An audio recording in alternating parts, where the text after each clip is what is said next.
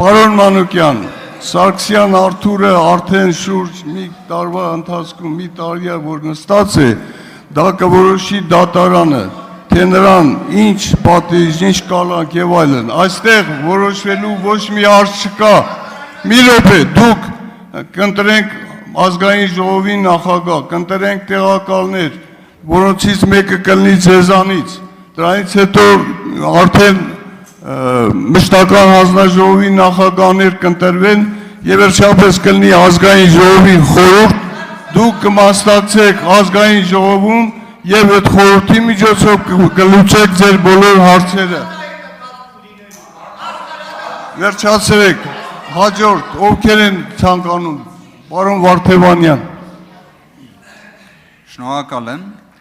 պարոն Հասանով, մենք ի վերջո ազգային ժողովի կանոնակարգ սահմանադրական օրենքի կարգավորումների իման վրա ենք կարծես առաջին նստաշրջանի անցկացումը մեկնարկում։ Համաձայն նշված կարգավորման առաջին նստաշրջանի բացման առթիվ ողջույնի ելույթի իրավունք ունեն Հանրապետության նախագահը եւ ամենայն հայոց կաթողիկոսը։ Մեր խմբակցության կողմից նշված հարցը բարձրաձայնվեց։ Հիմա դուք նիստը նախագահողն եք, տարիքով ավագն եք, ձեր խոսքում հիշատակեցիք 6-րդ, 7-րդ, 8-րդ գումարման ազգային ժողովների առաջին նստաշրջանի նիստերը, որտեղ վեհապար Հայրապետը ներկա է եղել։ Հիմա այստեղ հարց է առաջանում, ինչի համար նշված իրավունքը չի իրացվել, կարծում եմ դուք, որպես նիստը նախագահող, տարիքով ավագ, 6-րդ, 7-րդ, 8-րդ եւ 9-րդ գումարման ազգային ժողովի առաջին նիստերը նախագահող, պարզաբանում տվեք, ինչի համար ամենայն հայոց կաթողիկոսի իրավունքը չի իրացվել։ Շնորհակալ եմ։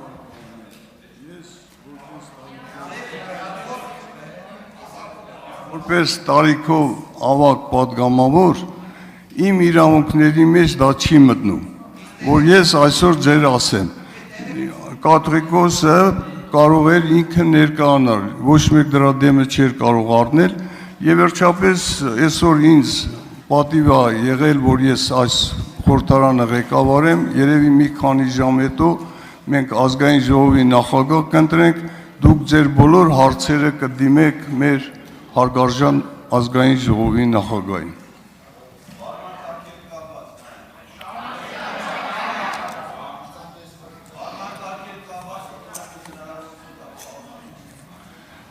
Հարգելի պատգամավորներ, ազգային ժողովի կանոնակարգ սահմանադրական օրենքի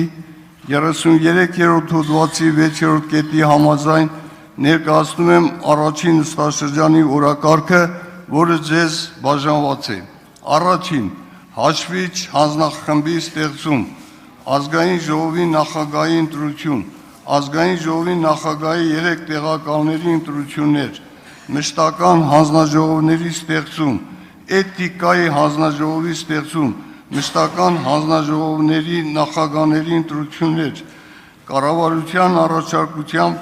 կառավարության կառուցվածքի փոփոխության վերաբերյալ օրենքի նախագծի քննարկում, կառավարության